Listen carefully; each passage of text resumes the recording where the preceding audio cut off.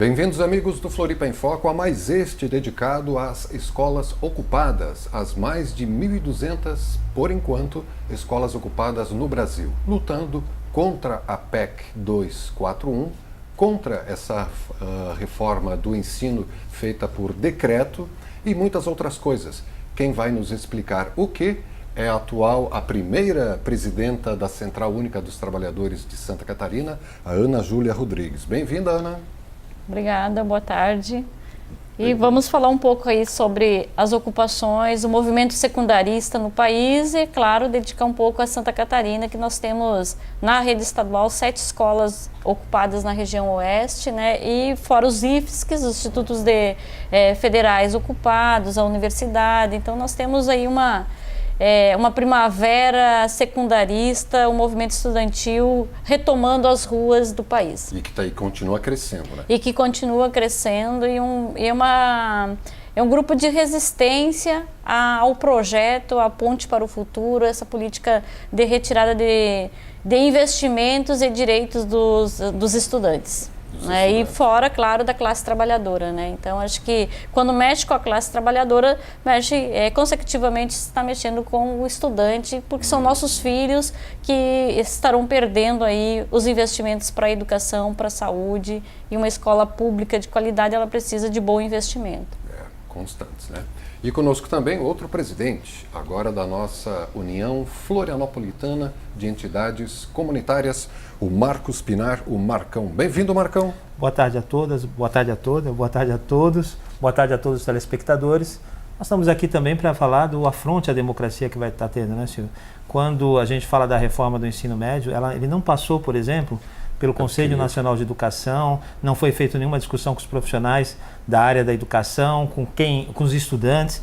Então, mais do que nunca, né, o apoio a esse movimento, porque quando não se há o diálogo, quando não é feita uma construção, isso acaba acontecendo. E é isso que esse governo golpista implementou no país, uma falta de democracia em todos os espaços democráticos. Você falou bem, em todos os espaços, né? Não se restringe aos estudantes, nem só aos trabalhadores, mas toda a sociedade brasileira está sendo impactada, né? Para balizar, para começar a nossa discussão sobre as ocupações nas escolas, a gente vai ver agora um trechinho daquele discurso que a estudante de 16 anos de idade, né? A Ana Júlia, não é a Ana Júlia Rodrigues da CUT, é a Ana Júlia, estudante no Paraná, que foi discursar na Assembleia Legislativa do Paraná e que viralizou na internet. Vamos ver um pequeno trecho e a gente já volta para comentar. Estou aqui para conversar com vocês, para falar sobre as ocupações. A minha pergunta inicial é: de quem é a escola? A quem a escola pertence? Eu acredito que todos aqui já saibam essa resposta.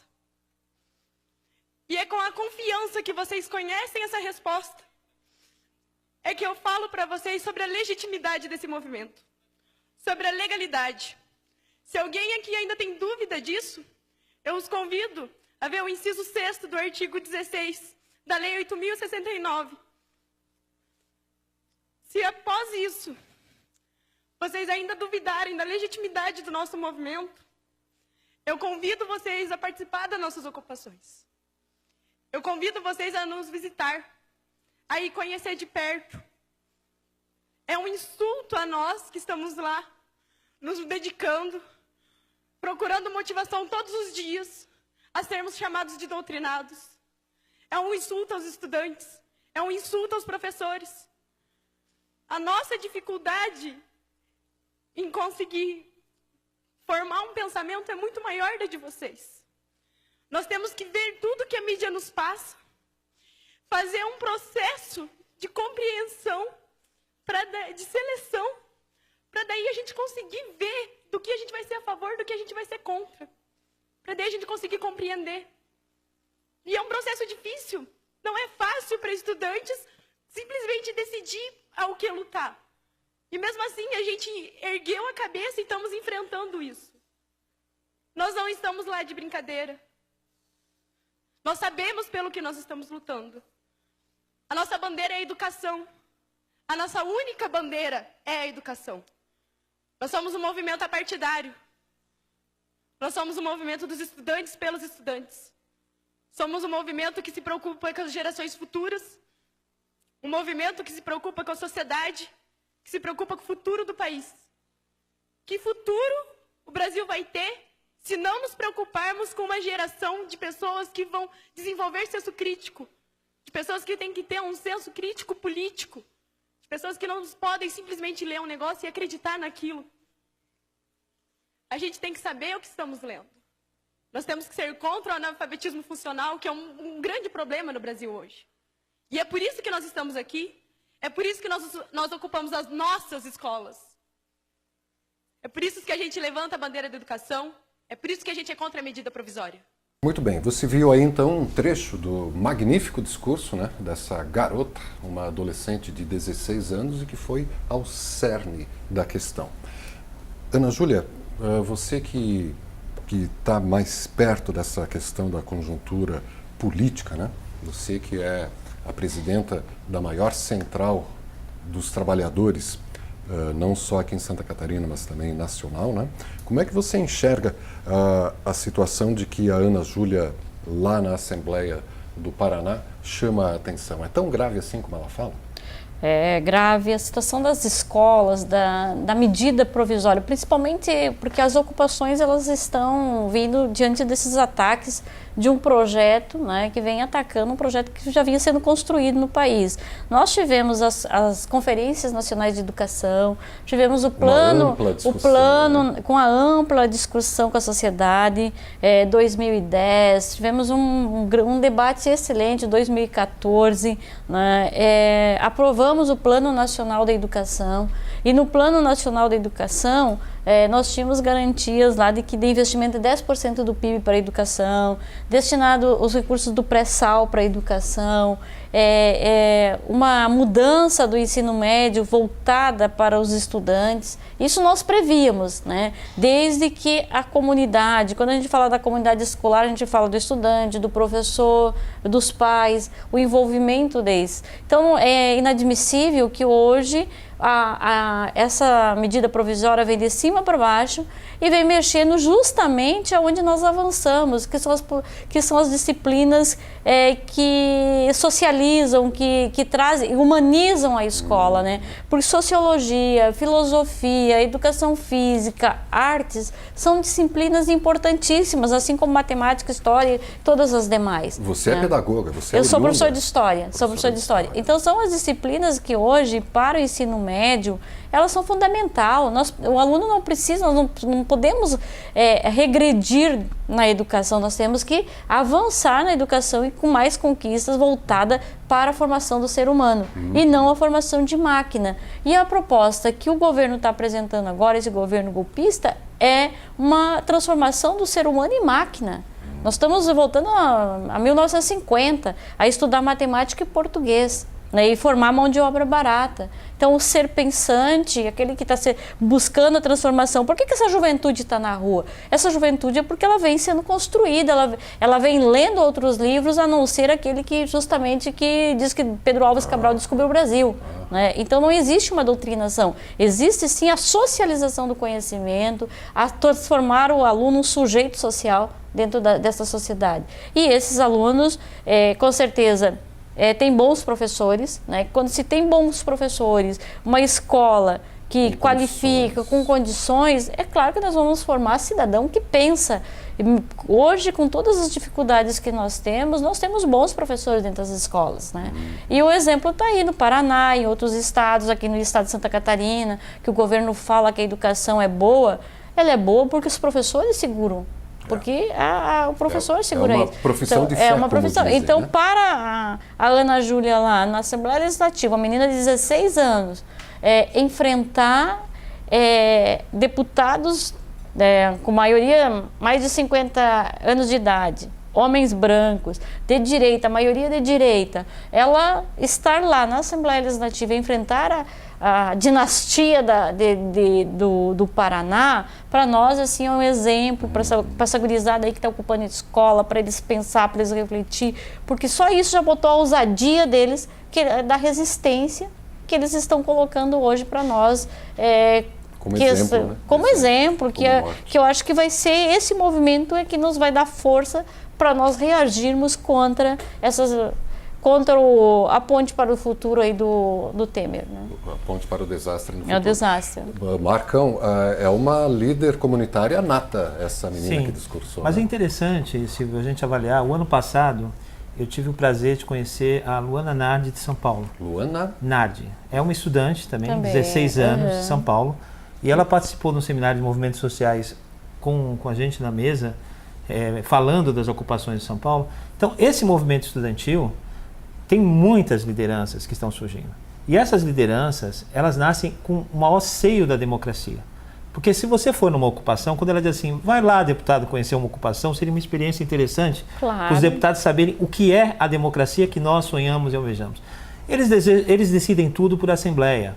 Ali não tem uma decisão de uma pessoa ou outra. Não tem medida provisória. Exatamente. Não existe. Então tudo é construído através de assembleia, através de muito diálogo. Então aqui em Santa Catarina, se você for, por exemplo, na UDESC, ou aqui em Florianópolis, na UDESC ou na UFSC, vai ver que os estudantes estão construindo dessa maneira, muito mais democrática, muito mais aberta, não tendo um dono de um movimento. É um movimento construído coletivamente. Você tem visitado a UDESC? Sim, eu estive na UDESC também, já tive em... A UDESC é a nossa universidade estadual aqui de Santa Catarina, né? Para quem não conhece. Eu estive na UDESC na semana passada, que eles ocuparam a reitoria, e a gente percebe, é assembleia, é conversa, é diálogo, né? E as outras ocupações estão sendo construídas dessa maneira. A de São Paulo, que também teve o ano passado, foi uma medida contra o governo de São Paulo, o governo do PSDB, que tem várias, né, desmandos, né, várias faltas de recurso na educação paulista.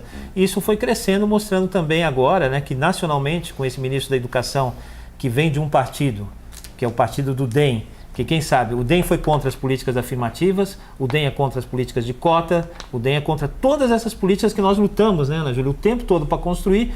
Quando o Temer coloca um ministro com esse perfil, o que ele está dizendo aos movimentos sociais? Não tem diálogo. Acabou a educação que nós vimos construindo, que é do Plano Nacional, que é das conferências, né? Porque isso que o Marcão vem falando da construção, do processo democrático dentro desses espaços. Outro dia um pai falando da ocupação de Chapecó. Os pais participam, os pais dormem com os alunos. Mesmo no Paraná e outros estados, os pais acompanham. Não é uma ocupação como eles colocaram, que é de quem não quer fazer nada, de quem não quer estudar. Não, muito pelo contrário. É de quem quer garantir aquele espaço público para as futuras gerações. Porque com o que nós estamos ali, esse movimento estudantil, essas ocupações estão fazendo, é garantir a educação pública para os próximos anos. Porque além das questões de disciplina, de cortar, diminuir o número de disciplinas e tudo mais, é transformar o ensino médio hoje de tempo integral, público de tempo integral. Se você quiser fazer outras disciplinas afim, você vai procurar outro espaço. Não existe para os nossos filhos hoje. O ensino integral nós sempre defendemos, mas um ensino integral com qualidade, não é de manhã estudar matemática e à tarde estudar português. Não é nada disso que nós pensamos. E outra, como que o aluno hoje, que a maioria dos alunos que estudam em escola pública, eles estudam de manhã, ou levam o irmão, vão junto com o irmão, levam o irmão, a irmã para a aula junto, quem é do ensino médio, de manhã fica em casa enquanto os pais estão trabalhando, cuidam dos menores, ou fazem um curso de aperfeiçoamento, ou trabalham, fazem estágio. E daí como é que ficam esses alunos? Como é que ficam quem mora no espaço da agricultura familiar?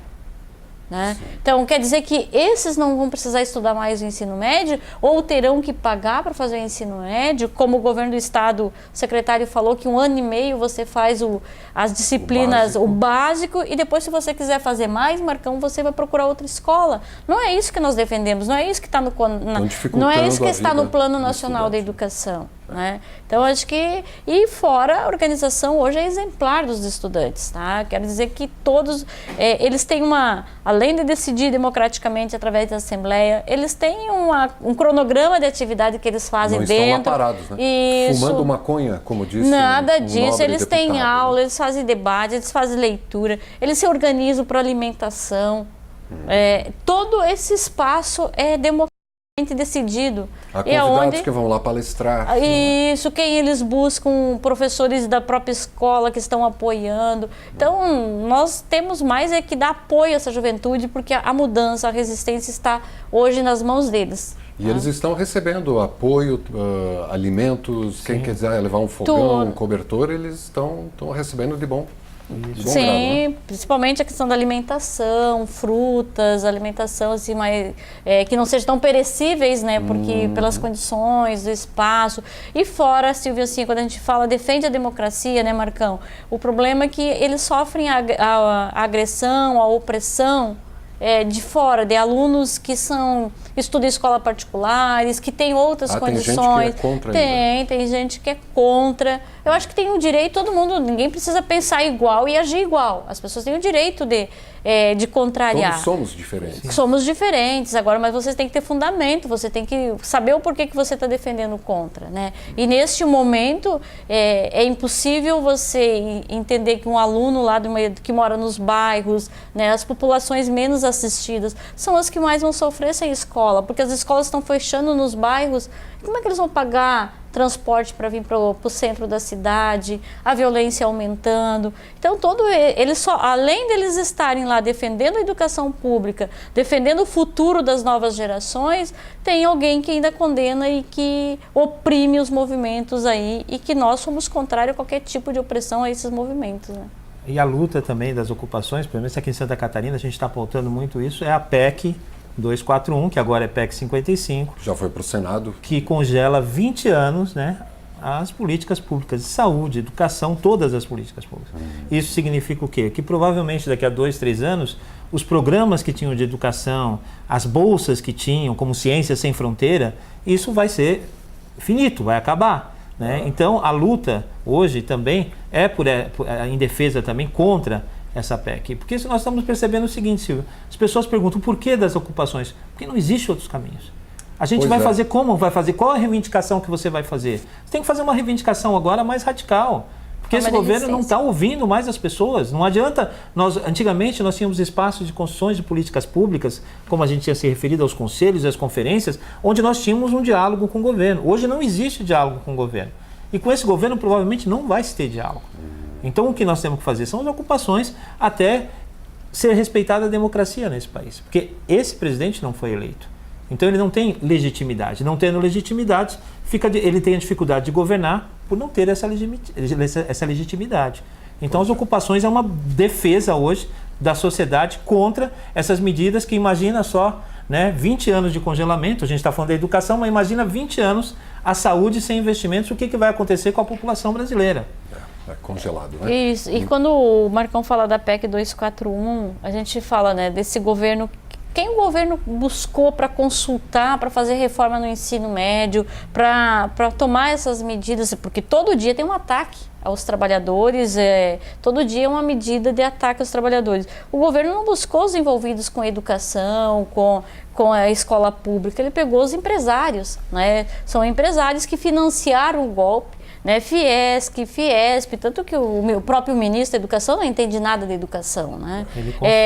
Escolas particulares, donos de escolas particulares, donos de universidades particulares. Eu ia falar isso. É o Alexandre Frota, né? Enquanto que quando nós discutimos na CONAI, discutimos com o MEC, nós buscávamos pensadores, né, brasileiros ou até mesmo de fora, mas que trabalharam e estudaram em escola e se formaram, se dedicaram à educação pública, né, voltada para o povo brasileiro e não uma educação voltada para uma minoria da sociedade, né? Certo. Vamos abrir um outro leque agora. O governo justifica esses cortes, esse congelamento por contenção de despesas, né? E a gente olhando o mapa em forma de pizza dos gastos públicos, tem lá assim um grande gasto que é a manutenção das aposentadorias, do SUS, dos hospitais públicos. Consome 20% de todo o investimento público, né? É um gasto bastante grande, é o maior ali, né? Tem um que consome 5%, que eu acho que é agricultura, 1,5% para transporte, e quando chega na hora dos juros da dívida pública, esse percentual pula para 45%, 49%. Não daria para fazer um corte aí, não, presidente? Com certeza, eu acho que o governo hoje ele está atendendo os rentistas, né, e pagando a dívida, né? Então, o que nós sempre colocamos enquanto movimentos sociais e central é de que o governo tem que taxar as grandes fortunas. Você sabe que quem hoje tem barcos, helicópteros, não paga impostos. Não paga impostos. Então, 1% da população aí que detém da riqueza desse país não contribui com os impostos. Então, tem como cobrar dos sonegadores, deixar de pagar a dívida pública, né? Porque o que ele está tirando? Tirando do povo, tirando da onde? Da aposentadoria, porque todo trabalhador que contribui para a Previdência, ele continua contribuindo. Nós, servidores públicos, contribuem, já aumentou a sua contribuição. E nós temos estudos aí de que a Previdência não está falida. Não existe falência da Previdência. Aí, né? Então, e isso não somos nós, são pesquisadores de institutos brasileiros aí que fazem pesquisas de que nós temos, que a Previdência não está falida. Então, não precisaria tirar do povo brasileiro para pagar dívida. Tem como. Agora, no momento que o governo deveria estar investindo nas empresas nacionais, o que ele está fazendo? Ele está vendendo as nossas empresas, né, trazendo capital internacional, como fez no pré-sal, como está fazendo com a Petrobras. Né? Então, isso aí aumenta, né, tira o recurso que poderia ser investido no país para investir fora. Né? Então, acho que solução para essa dívida pública, o governo teria outras formas a não ser...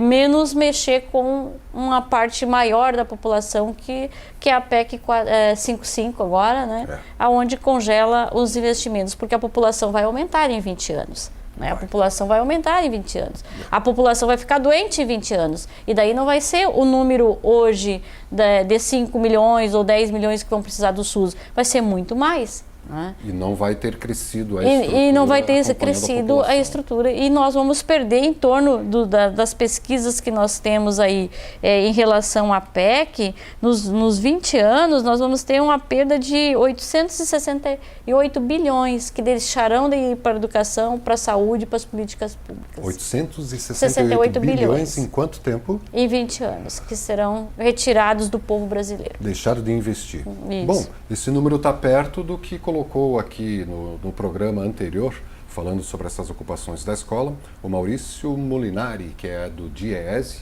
ele colocou um dado estarrecedor de que só de juros dessa dívida pública o Brasil paga cerca de 500 bilhões por ano. E o total de juros e o serviço da dívida, né? 1,3 trilhão de reais por ano. É jogado ali para uma dívida que nunca acaba, que nunca se paga. São projetos de governo, né? O governo que quer investir no país ou o governo que quer investir fora, né? Porque esse optou por investir fora, né? E não no país. Tá certo. E sobre essa paralisação que houve no dia 11, isso aí também tá junto, né, com a questão da PEC dos estudantes, é tudo uma conjuntura só, né? Essa greve geral que teve na sexta-feira, dia 11, né? Sim, a greve ela tem toda uma pauta, né? A nossa pauta, que ela continua, né?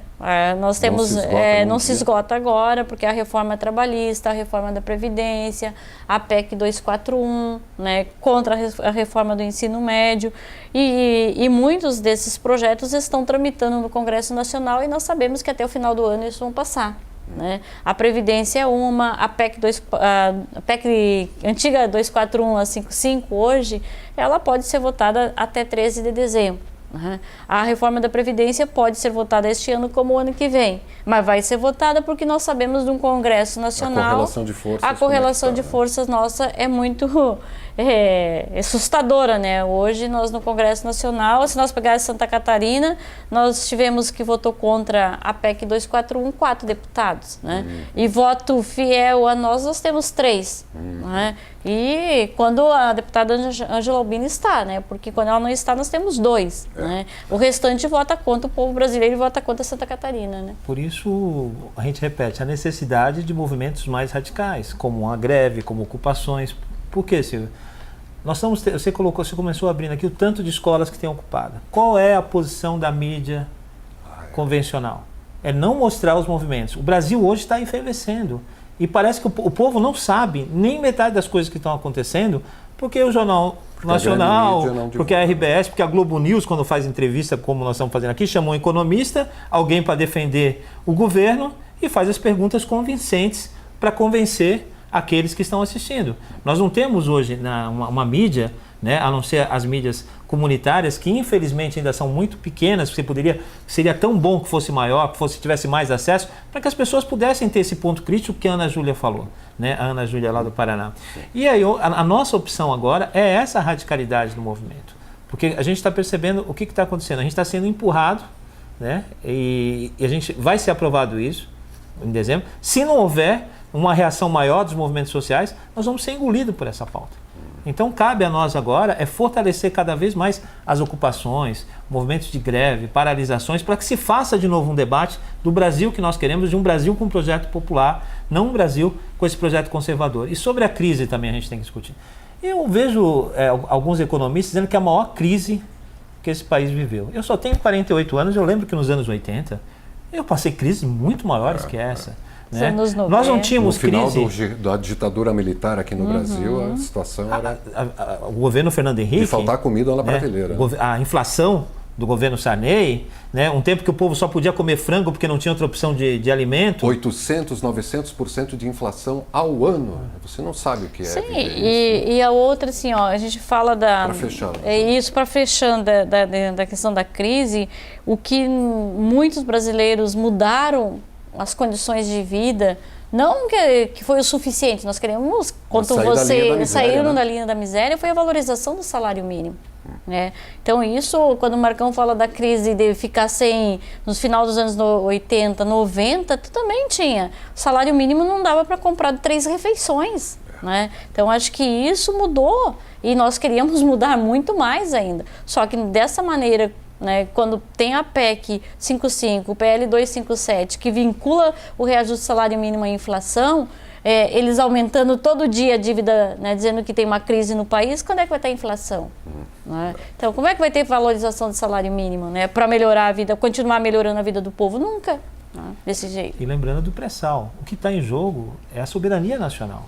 Esse governo quer fazer o quê? Vender o pré-sal, que é nosso, que 75% dos recursos vai para a educação e para o capital exterior. Saúde.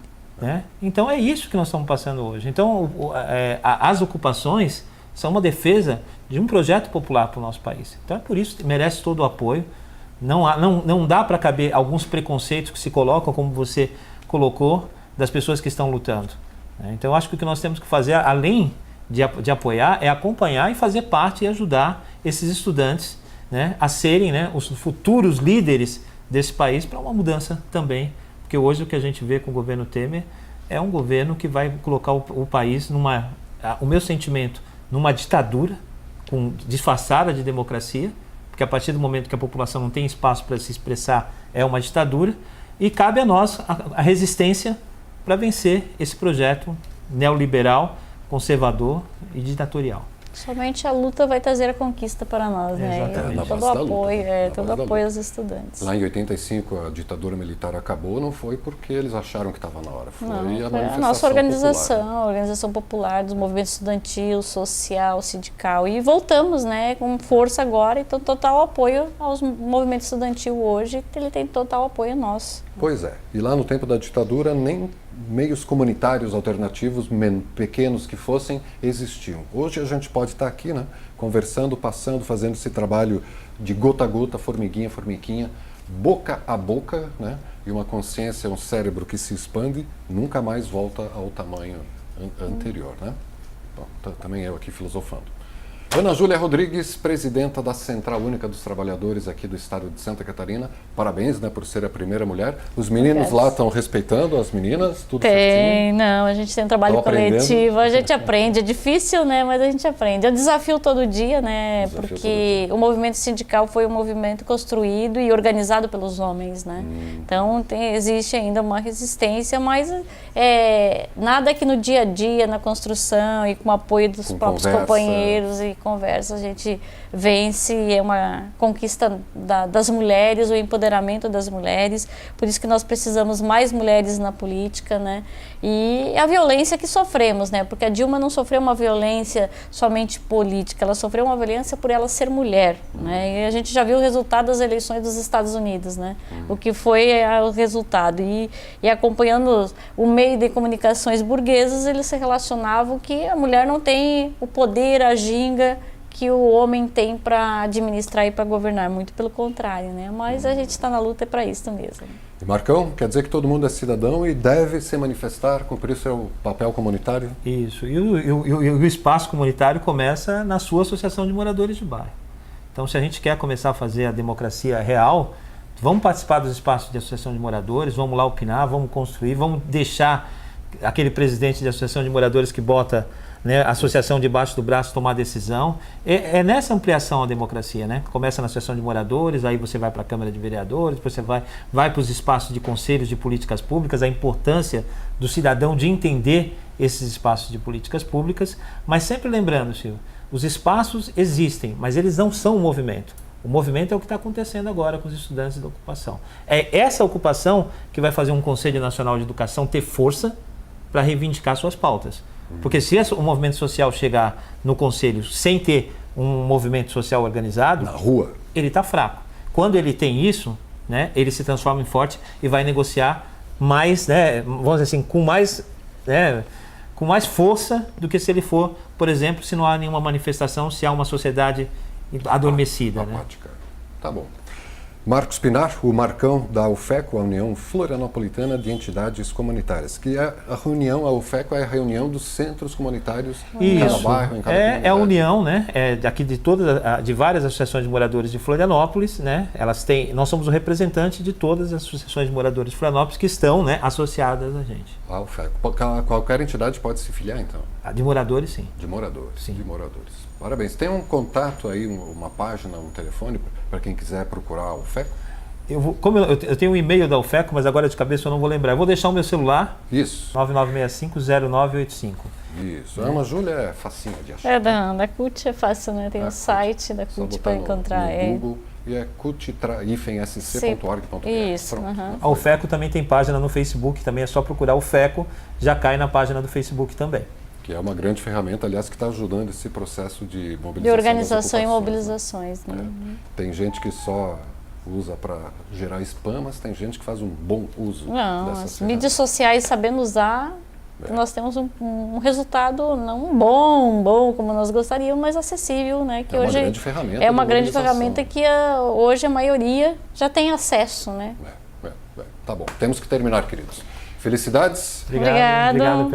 Obrigado pelo espaço e uma boa tarde. Boa tarde a todos. E obrigado você, telespectador e internauta, que pode rever esse bate-papo com a Ana Júlia e o Marcão daqui a pouco a partir das 22 horas aqui mesmo na TV Floripa, a TV que você vê, ouve e sente a diferença.